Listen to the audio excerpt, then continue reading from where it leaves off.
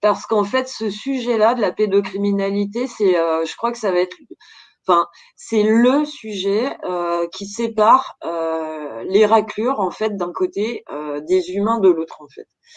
Alors, je dis pas que tous les pédophiles sont des raclures, hein, mais ceux qui nous dirigent et qui nous emmènent droit dans le mur sont, j'en suis quasi certaine, tous des pédosatanistes.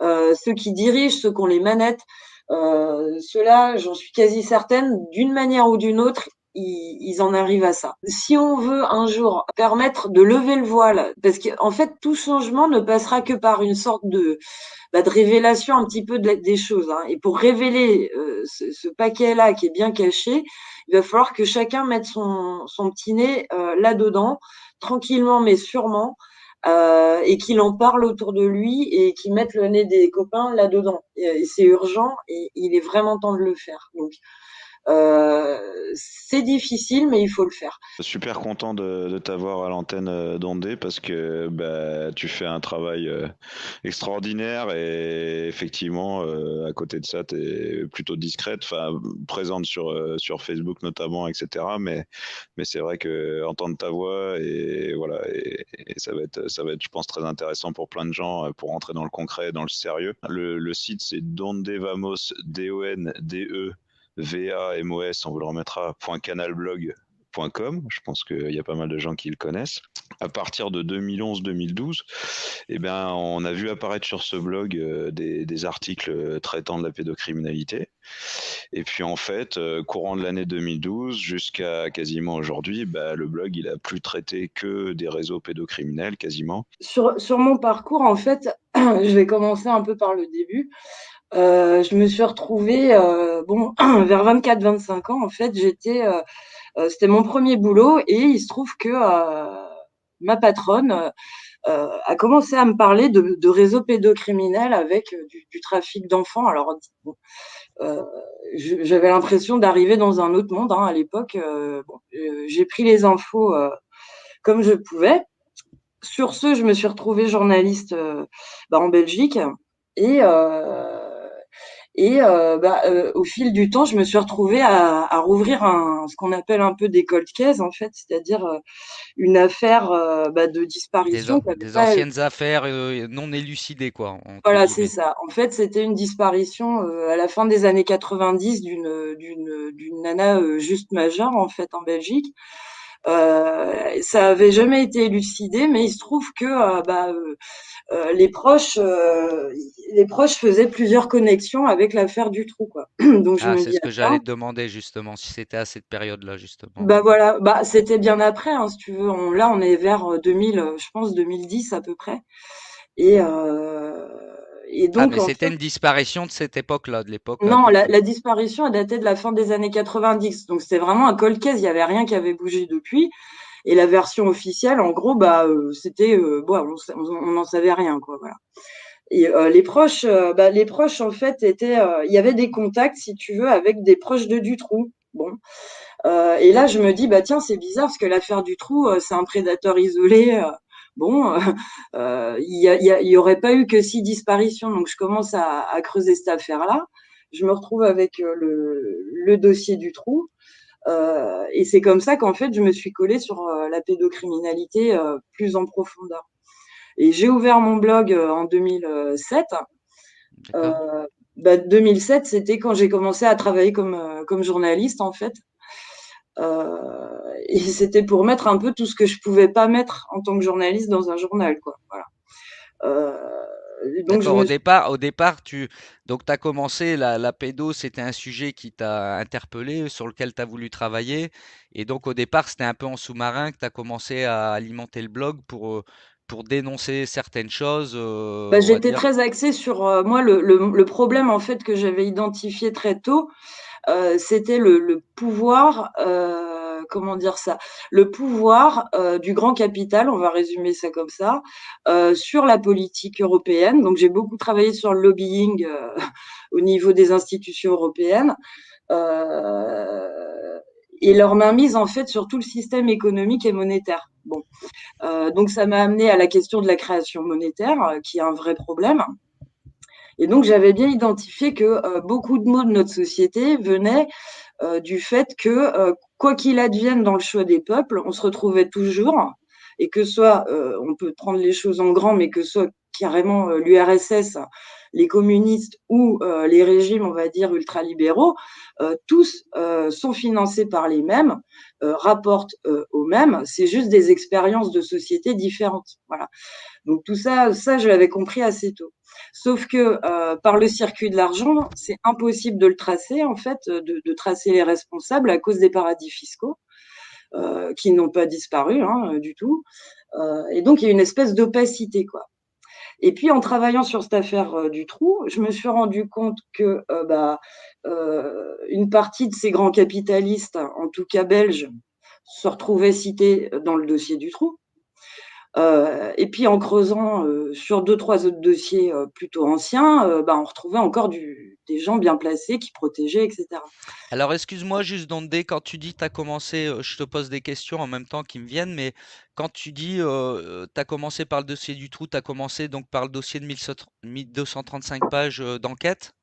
Non, pire que ça, j'ai commencé par les 300 000, les 300 000 pages du dossier complet, enfin pas le dossier bis, mais le dossier A, D'accord, c'est-à-dire quasi, enfin toutes les auditions, les perquises, d'accord. les autopsies, Les voilà. photos d'autopsie de Julie et Mélissa. Notamment, ouais, D'accord. ouais. D'accord. Donc, alors, en fait, enfin, j'ai pas lu tout le dossier, là, c'est clair, mais j'en ai lu, je pense, les deux tiers facile. Euh, bon, et en creusant ça, on s'aperçoit de Ouais. deux choses. D'abord, un, les médias donnent une version des faits qui correspond pas à ce qu'on voit dans le dossier, mais pas du tout. Et que deux, les témoins qui sont pas dans la version officielle se font mais laminer et par les médias et par la justice. Dans l'affaire du trou, bon, on en parle souvent, mais il y a quand même 30 témoins morts. Alors c'est des accidents de la route, c'est des suicides, etc. Des gens brûlés dans leur lit en pleine nuit, bon. Oui, voilà, ça, ça a été Un assez pied vulgaire, retrouvé hein. dans un lac, bon, c'est des choses assez. Ouais, en fait, tout ça, ça m'a mis la puce à l'oreille parce que, en fait, quand on lit le dossier du trou et quand on lit les témoins X notamment, ils sont à peu près une douzaine qui témoignent de ce qu'on appelle les parties de chasse avec des enfants voilà qui courent qu'on laisse courir dans la nature avant les torturer, bon voilà, qui parlent de sacrifices des fois, pas tous. En fait, en tout cas, il y a des meurtres d'enfants systématiques, de mineurs, il y a des kidnappings de jeunes, d'adolescentes, il y a la présence de ministres. Il y a la famille royale qui est citée dans certains témoignages, pas tous. Il y a des aristos, patrons d'entreprise, etc., cités, certains plusieurs fois dans le dossier. Mhm.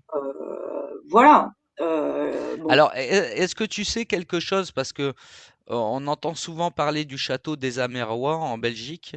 Moi, je t'avoue que j'ai pas creusé trop cette piste-là, mais peut-être que toi, t'en sais un peu plus là-dessus. Il est ressorti dans l'affaire du trou, si je dis pas de bêtises, mais est-ce que tu aurais des infos ou quelque chose là-dessus? Sur le château, bah oui, il est cité dans le dossier du trou, mais comme beaucoup d'autres châteaux, en fait. Ouais, ouais. Voilà. Après, il appartenait à la famille de Mérode, qui est une des grosses familles belges, mais ils l'ont revendu déjà il y a quelques années, quoi. J'ai entendu beaucoup de choses sur le château des Amérois, beaucoup de choses à recouper, donc voilà. Ce que je constate en tout cas, Malheureusement, on c'est n'a pas que les moyens de la police ou de la justice, effectivement, pour faire ce type d'investigation. En plus, non, et puis, mais c'est à bon, l'étranger. il y a un faisceau d'éléments sur ce château-là qui est quand même, si on regarde rien qu'autour du château, les tueurs en série qui pouvaient circuler, notamment Fourniret qui vivait juste à côté. Mhm. Voilà, il se trouve que il y a des gardiens qui existent pour ce genre de château, qui sont des hommes de confiance, voilà. Bon. Mais c'est vrai que le coût, enfin le coût des châteaux en Belgique ou à la frontière belge, où peuvent se passer des rituels meurtriers, c'est des choses qu'on entend assez souvent quand même. C'est pas Mhm. et encore dans des faits assez récents. Ouais, Donc ouais. Même en France, on a oui, en plusieurs France noms aussi. d'endroits, hein, malheureusement. On Donc sait voilà, donc que voilà, c'est compliqué, ouais. je reprends un peu le fil du truc.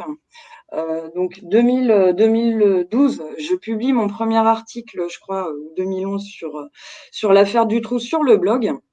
D'accord? Et bon, et de là, des gens en France m'ont contacté euh, en me disant, bah tiens, ce serait sympa qu'on se voit parce que ça m'intéresse l'approche que j'avais mise dans l'affaire Dutroux. J'expliquais que c'était pas un prédateur isolé. Et c'est comme ça que bah, j'ai rencontré la famille du Var, hein, la famille de l'affaire Ami de Lisa. Ami de Lisa? Mhm. Voilà. Parmi d'autres dossiers, hein, parce que très vite, en fait, j'ai essayé de comprendre comment ça se passait, et très vite, il y a beaucoup de gens qui te contactent parce qu'ils se retrouvent dans des situations où leurs enfants sont eux aussi violés, alors pas forcément par des réseaux et pas forcément de manière aussi trash, mais parfois oui. Et c'est comme ça qu'en fait, on se retrouve à essayer de démêler des dossiers. Et c'est comme ça que je me suis mise à parler aussi d'affaires plus spécifiques qui touchent ou pas à des réseaux, mais qui toujours touchent à l'impunité par rapport à cette problématique-là, qui est pour moi, on va dire, euh, un fléau de société, hein, c'est la pédocriminalité. Et c'est vrai que le fait que les autorités fassent tout pour étouffer systématiquement, mais l'ensemble des dossiers qui soient graves ou pas graves, on va dire, entre guillemets, en termes de personnes impliquées, Oui, que ça soit de l'inceste ou des réseaux, de toute façon, on voilà, remarque que c'est ils le font. même schéma. C'est ça, voilà. Donc tout ça, ça énerve. Donc c'est comme ça que j'arrive à trouver le temps de passer autant de temps là-dessus, parce que c'est une colère en fait à la base. Enfin, au début, quand on comprend comment ça se passe, quand on est auprès de certaines familles. Enfin, moi, je me rappelle d'une période de 3 jours où j'ai eu envie de vomir chaque minute. Hein. Enfin, il y a un moment, enfin, c'est insupportable ce qu'on entend, et c'est insupportable de voir comment la société réagit par rapport à ça. Entre d'un côté les autorités complices qui font tout euh, pour enterrer ces dossiers-là, et une société qui veut pas voir le problème, on se dit mince, comment on va faire? Parce que bon, voilà. Et Donc donc toi, Dondé, donc ça fait 9 ans en fait que tu as vraiment depuis ton, on va dire une dizaine d'années, ça fait 10 ans, toi, depuis l'article sur Dutroux, en fait, c'est ça qui t'a fait mettre le pied à l'étrier et depuis ouais, 10 c'est ans, bah ça, tu ouais. dénonces quoi, c'est ça, hein? Ouais. Moi, j'ai un peu transformé ça en une espèce de colère froide. Pour réussir enfin, j'ai essayé de cibler là où il fallait cibler pour que y ait des barrières qui tombent les unes après les autres. Bon, je pense que enfin, pas toute seule, hein, avec beaucoup de monde, hein, parce qu'il y a quand même beaucoup de gens qui ont mis le nez dans ces sujets-là depuis le temps. Mais je crois qu'on a quand même évité certaines catastrophes. Euh, Comme la loi pédophile de Chiapa, bon, elle est passée en partie, mais on a évité le pire, quoi. Hein. Bon, le fait qu'on soit là aussi en tant que citoyen, etc., ça a aussi permis d'avoir un regard, et qui va continuer sur l'affaire Outreau, par exemple. On en reparlera sûrement, mais c'est un point clé quand même dans l'omerta française sur la parole des enfants. Hein. Ça date quand? C'est 2006-2007, hein, les procès. Euh, Les premiers, ouais. ouais, les premiers procès. Et on a eu un article du Monde il y a un an, je crois, il y a un an, qui disait qu'en 10 ans, le nombre de condamnations pour viol sur mineurs avait baissé de 40% en France, alors que dans le même temps, les plaintes avaient augmenté. Oui, oui. Et en fait, bon, aujourd'hui, il y a des Bensoussan, bah, on le voit plus celui-là, quoi, parce que dès Hmm. qu'il ouvre sa bouche, de toute façon, il y a des gens pour lui rappeler qu'il est complètement à côté de la plaque, etc. Cohn-Bendit aujourd'hui, enfin, même des gens qui sont pas spécialement concernés par la pédophilie, enfin par la pédocriminalité, sur Twitter, je le vois, dès qu'il ouvre la bouche, il s'en ramasse aussi. Et à un moment, on a l'impression quand même qu'au fil du temps, C'est c'est quand l'effet même en train de domino un petit basculer. peu. Ouais, Doucement, des ouais, dominos qui tombent doucement, mais qui tombent les uns après les autres. Effectivement, il y a eu c'est ça. Maznev, et puis maintenant il y a comment il Et s'appelle puis c'est plus les Pierrot. victimes qui ont les boules. Enfin, elles ont Oui, les boules, mais moins. Enfin, moi, j'ai l'impression que les pédos ont plus les boules qu'avant et les victimes moins qu'avant, on va dire. l'affaire Kouchner, comment elle s'appelle, celle qui vient de sortir, la Kouchner Oui, avec le Kouchner, là, ouais. l'affaire du Hamel, voilà, ils sont en train de tomber. Alors, on attend Cohn-Bendit, hein, qui va pas tarder sûrement à arriver. Peut-être Polanski. Après, derrière, Jack Lang. Le fil conducteur, ça a d'essayer de comprendre le bordel, en fait. C'est-à-dire qu'au tout début, je me suis retrouvée avec des témoignages de fous, hein, pour quelqu'un qui a une vie normale jusque-là, dans un milieu normal. T'entends parler de ça, tu te dis, mais c'est pas possible, c'est la 12e dimension, quoi. Et donc, heureusement, il y a des gens sur mon chemin qui m'ont été présentés, qui ont pu me donner des clés de compréhension et qui m'ont qui m'ont permis de comprendre qu'en fait, c'était pas du tout un délire, mais que c'était une vraie réalité qui était cachée aux gens. Et donc voilà, j'ai essayé de comprendre comment fonctionnait ce délire-là, parce que euh, j'avais bien compris quand même que la pédocriminalité en réseau, c'est pas un but en soi, la pédocriminalité, c'est un moyen de corrompre. Et ça permet d'avoir la main sur des gens, mais pour un paquet de temps, quoi. Voilà. On a Ah entendu, bah ça les tient par les boules, hein, effectivement. voilà, Quand tu tiens quelqu'un comme ça, tu le tiens par les noix, comme on dit. voilà. On a entendu d'un homme politique français par des RG, je peux pas le citer ici, mais ce RG nous a dit si vous vous attaquez à lui, c'est vous qu'on va flinguer. Lui, il peut pas tomber parce que s'il tombe, il fera tomber plein de monde. Et en gros, le plein de monde n'avait pas du tout envie à ce que ce type-là saute. Et voilà. Bon. Donc c'est un peu comme ça que ça se passe. Donc comment est-ce qu'on peut désamorcer des merdes, entre guillemets, pareilles? Pour moi, il y en avait qu'une seule, c'était d'avoir l'opinion publique qui se réveille. Ça, c'est clair. On peut rien faire.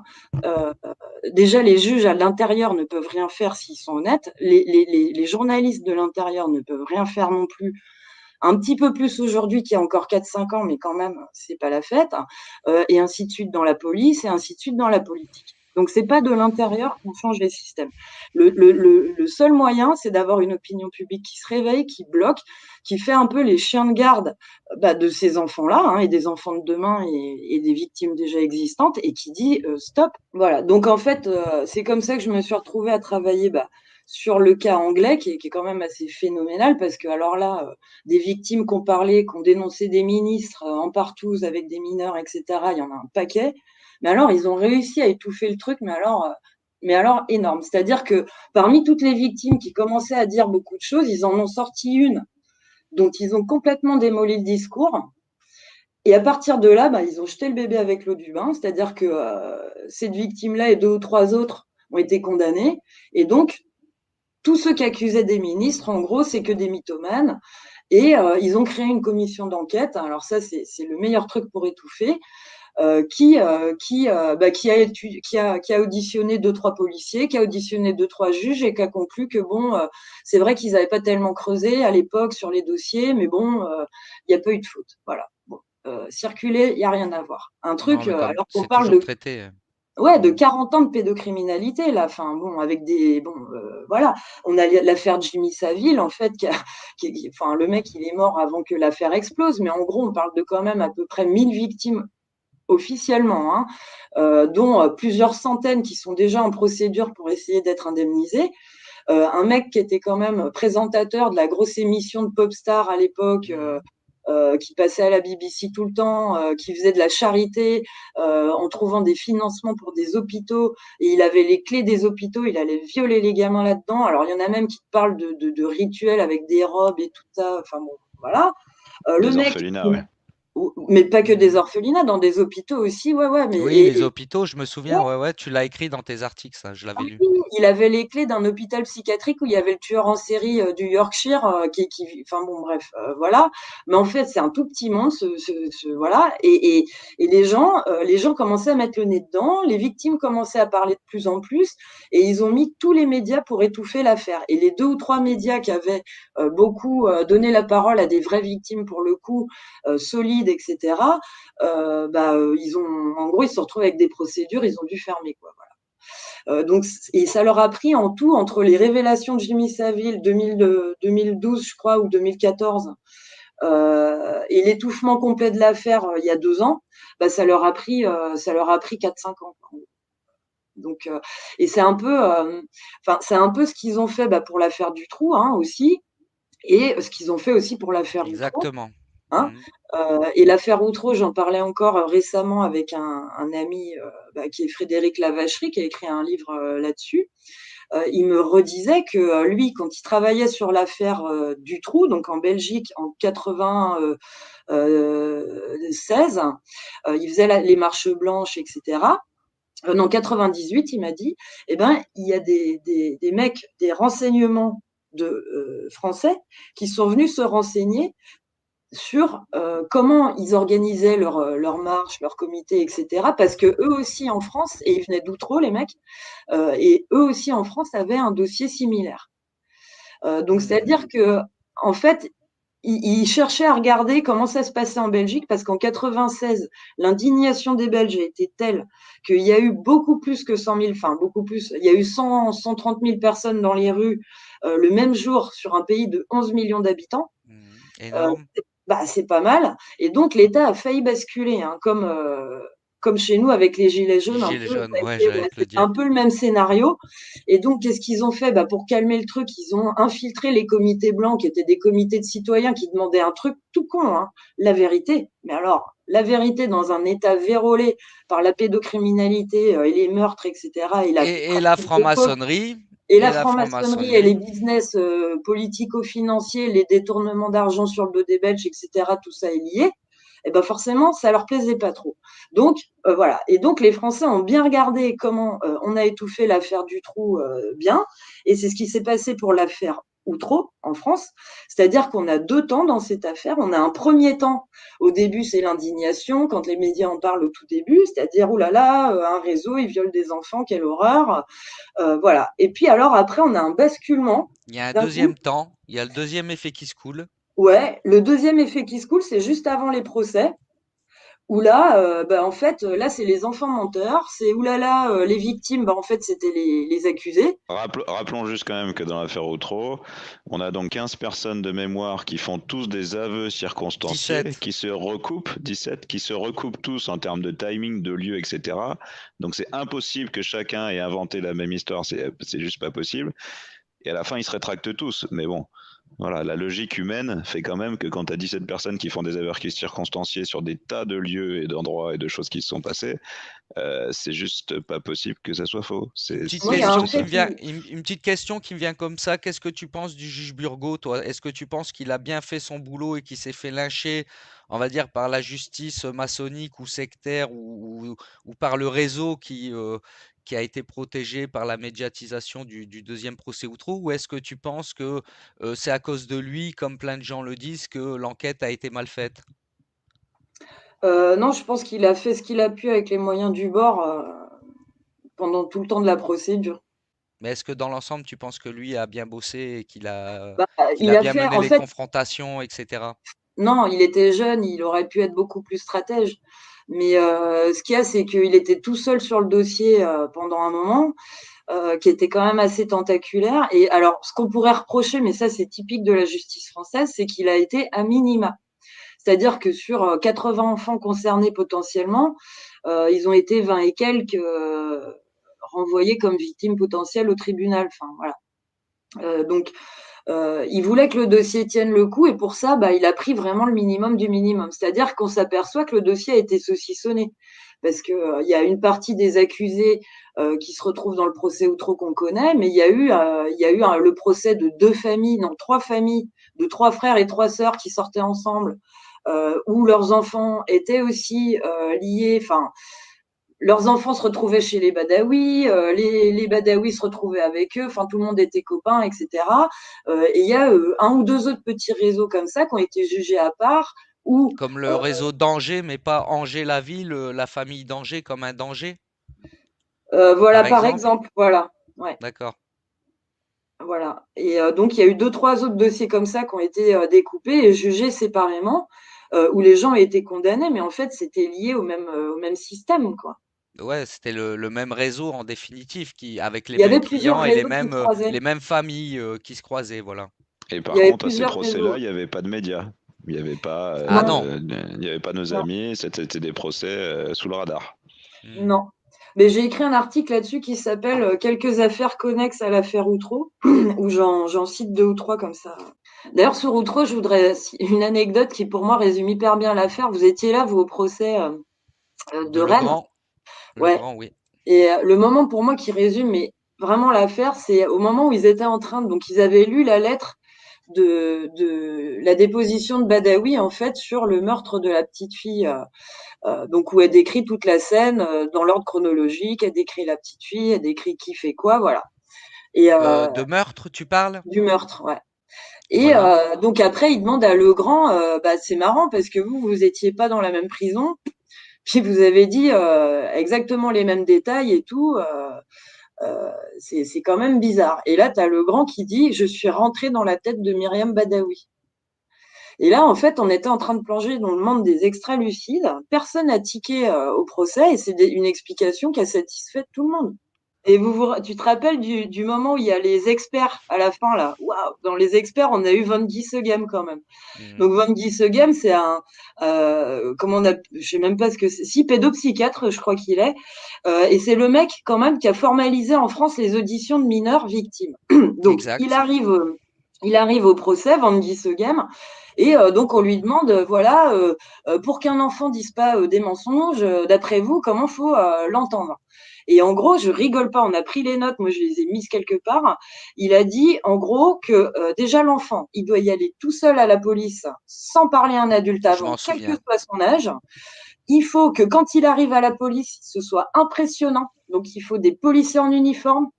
Il faut pas de nounours, faut pas que le décor soit adapté, faut pas poser de questions. Donc le gamin traumatisé, il arrive droit chez les flics, il doit tout déballer, poum. Voilà. Et il y avait encore une ou deux autres conditions complètement Bah, débiles. et que personne de son entourage doit le questionner avant, ni sa mère, ni son père, ni sa Voilà. famille d'accueil, personne. Voilà. Et tu te dis, mais si un gamin de 5 ou même 15 ans, ou même un adulte, à la limite, dans ces conditions-là, s'il arrive à parler, c'est compliqué. Et le mec, il te dit ça très sérieusement en visio. Et t'as le procureur qui est là, oui, oui, ah, les faux souvenirs, ah, gna, gna. Et alors, t'as Yvonne Guissegem qui a enchaîné avec, oui, oui, les faux souvenirs, etc. Et donc, c'est là qu'il nous sort comment faut auditionner un enfant pour qu'il n'y ait pas de faux souvenirs. Voilà.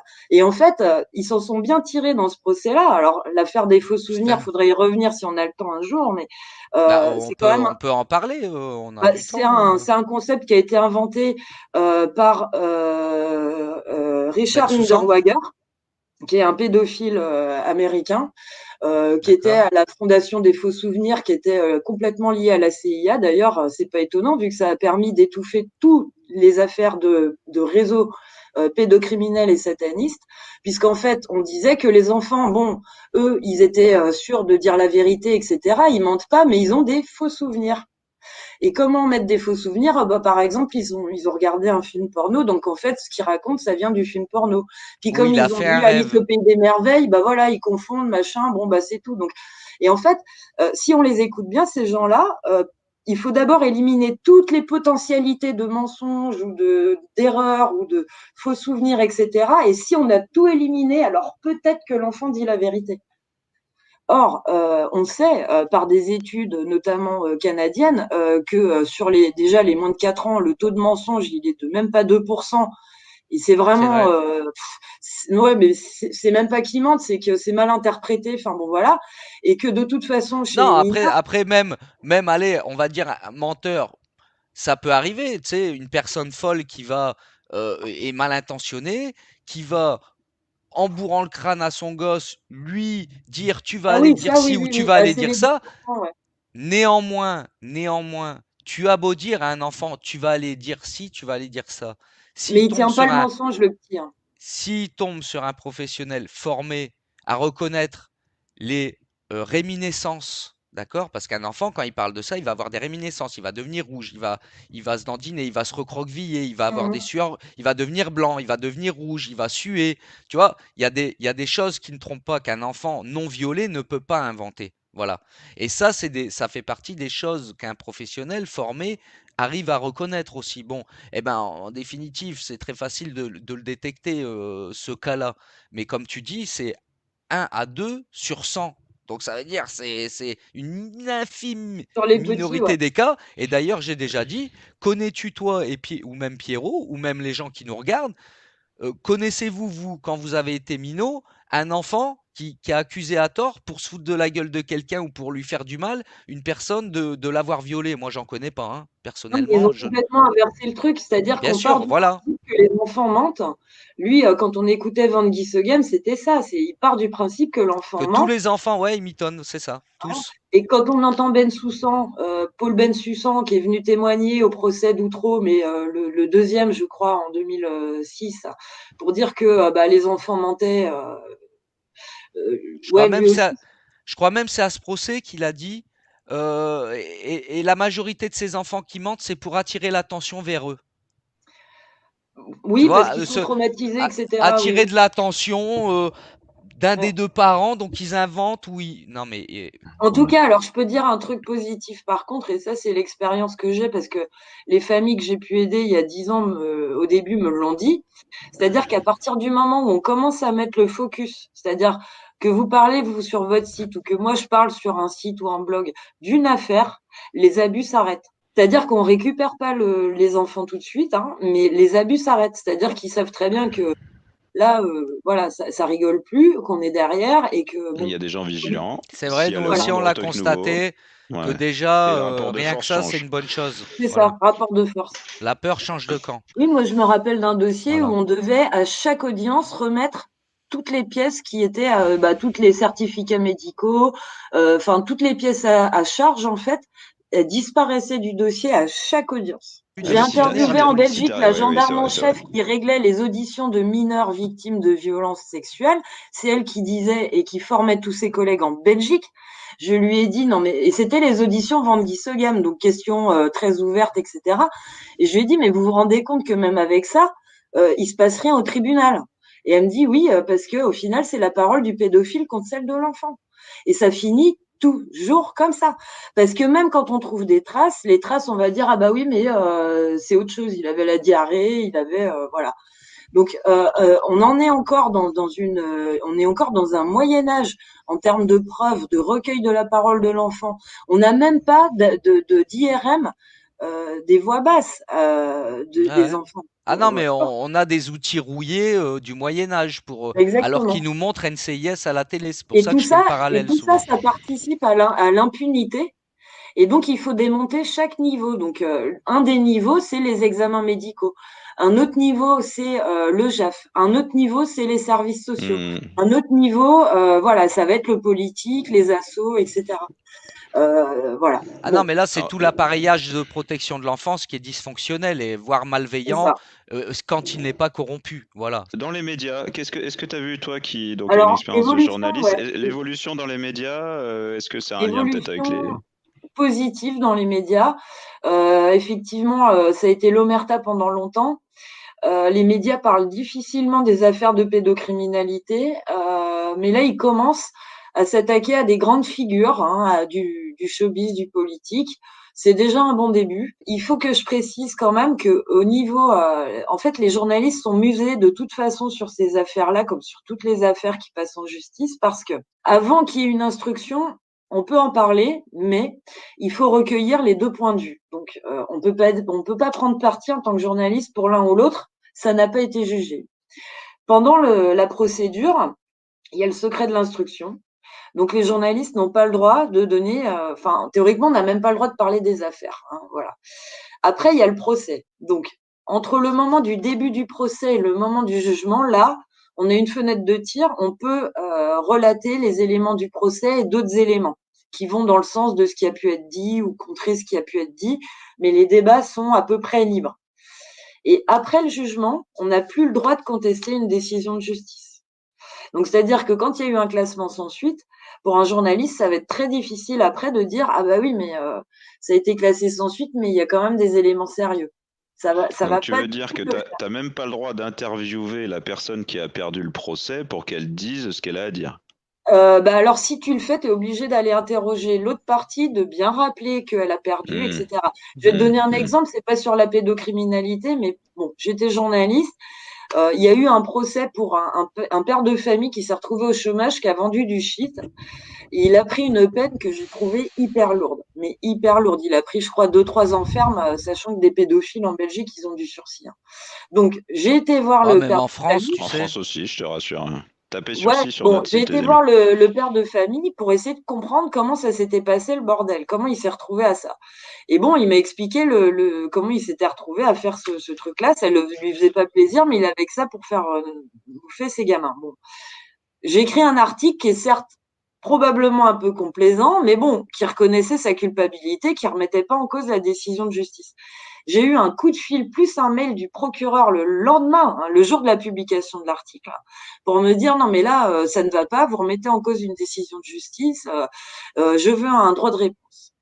Voilà. Donc imaginez sur des dossiers de pédocriminalité, le journaliste il fait ça une fois, pas deux quoi en gros, hein. Puis il faut concrètement expliquer aux gens parce nous on n'est pas journaliste, on sait pas comment ça marche une rédaction.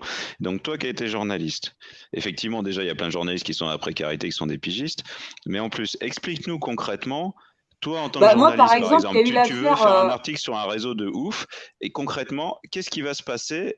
Tu vas demander l'autorisation à qui va alors refuser, à quel d'abord, je vais sujet, aller comment ça se demander. passe, tu vois? D'abord, j'explique à mon rédac chef, voilà, j'ai un gros dossier, j'ai assez d'éléments pour publier. Si le mec s'appelle Jean-Paul Dupont, ça passe tout de suite, nos problèmes. Si le mec s'appelle d'un nom de ministre, par exemple, alors là, attention. Là, ton rédac chef va te dire, ah oui, mais il faut que j'en parle au grand chef de la rédaction. Donc là, tu vas être convoqué avec tout ton dossier chez les grands chefs de la rédaction qui sont, enfin, en gros, les chefs du groupe, hein, qui vont évaluer le risque financier par rapport à l'impact et au gain que tu vas apporter avec ton article et qui vont te dire ah bah ce Voilà. qui m'est arrivé, ah bah non on va pas le faire parce que là on va perdre des millions. Voilà, même si on sait que tu as raison en plus, puisqu'on a déjà un dossier sur ce mec-là.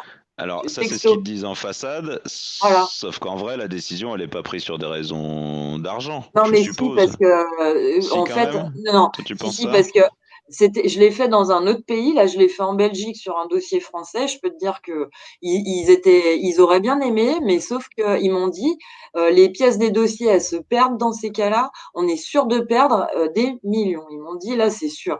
Parce que, attention, on parlait d'un ministre, d'un ex-ministre français, hein. Ouais, Alors, c'est la réponse qu'on a eue de Mediapart qui nous a répondu que les réseaux n'existent pas en France, donc non, ils même publieront rien. Mediapart, ils vous ont dit ça? Ah mais bien sûr, ah Ouais, oui, mais d'accord, c'est bien bon. sûr. Et le Non Canard mais enchaîné, la alors grippe les ça date nerfs. d'il y a 7-8 ans, mais le Canard enchaîné nous a répondu qu'il pouvait pas parler des réseaux pédophiles de droite, sinon il devrait aussi parler de ceux de gauche. Voilà. Bah oui, et Voilà.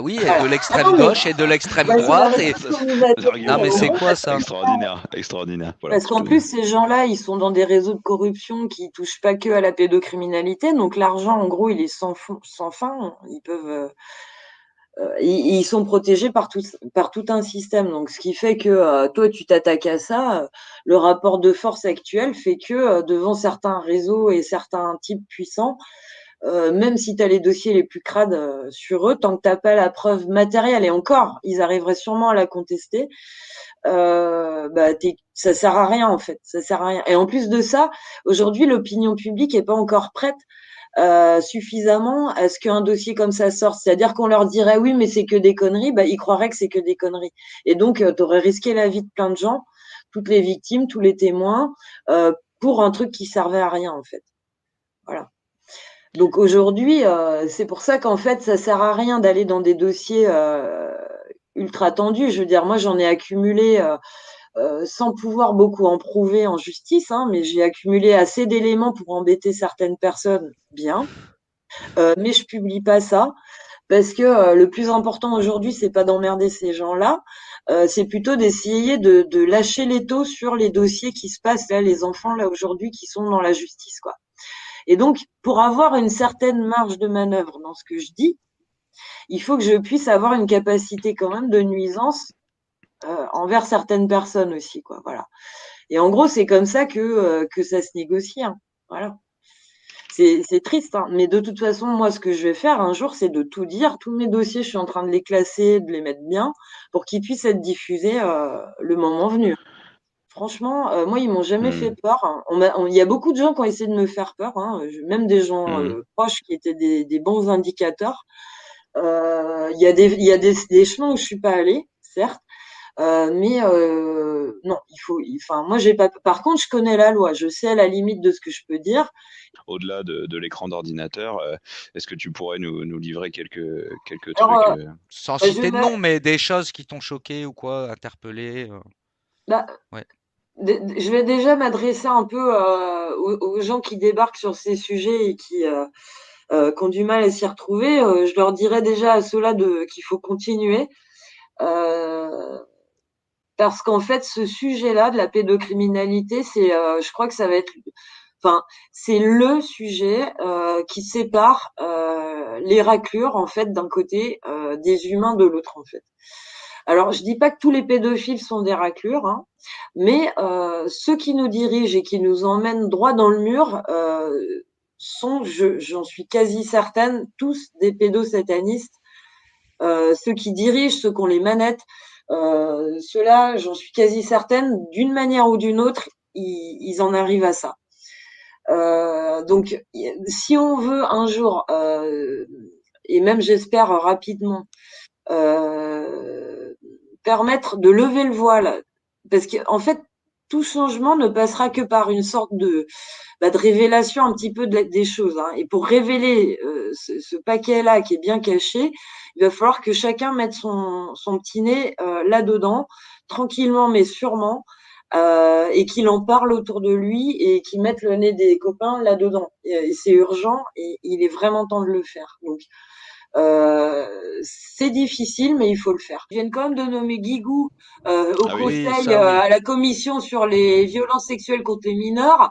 Il y a Brigitte Macron qui s'est positionnée comme chantre de la lutte contre les violences sexuelles sur les mineurs, pendant que ce gouvernement détruit le Conseil de la protection de l'enfance parce que la présidente leur plaisait pas. Donc bref, on est dans une hypocrisie absolue. Ce Alors, gouvernement est un rappelons. gouvernement pro-pédophile, c'est une évidence, mais pire que ce qu'on a eu jusque-là dans les 15 dernières années, je veux dire. Voilà, ils sont en train d'essayer de nous faire régresser. Il faut être très vigilant à ce qu'ils font en ce moment. Nous, en travaillant sur ces sujets-là, euh, bah, on apprend en général que oui, il y a un clivage, il y a une forme d'élite, hein, il y a une manière de penser, il y a une manière de se comporter dans une certaine catégorie de la population qui nous dirige. Et puis, il y a les valeurs qu'on a, nous, les humains, que nos parents nous ont appris, qu'on a appris à l'école, où bah, tu mens pas, tu voles pas, tu tues pas, tu triches pas, voilà. Tout ça, c'est des valeurs que, en fait, il faut considérer complètement inversées dans un autre monde. Dans le monde des gens qui nous dirigent, en fait, c'est des valeurs inversées. Donc, ce qui me rend positif, c'est qu'aujourd'hui, les gens commencent à comprendre le poteau rose. Il devient franchement évident avec tout ce qui est en train de se passer. Voilà. Donc j'ai bon espoir qu'on y arrive. Nous, on ne doit pas lâcher l'affaire sur la pédocriminalité. On a besoin des gens. On a besoin de votre temps. On a besoin du temps que vous allez passer à comprendre et à diffuser les messages autour parce il faut mettre le nez des gens dedans. Hein, sinon, puis à force, hein, pas violemment, mais à force, ils vont y venir, quoi. Voilà.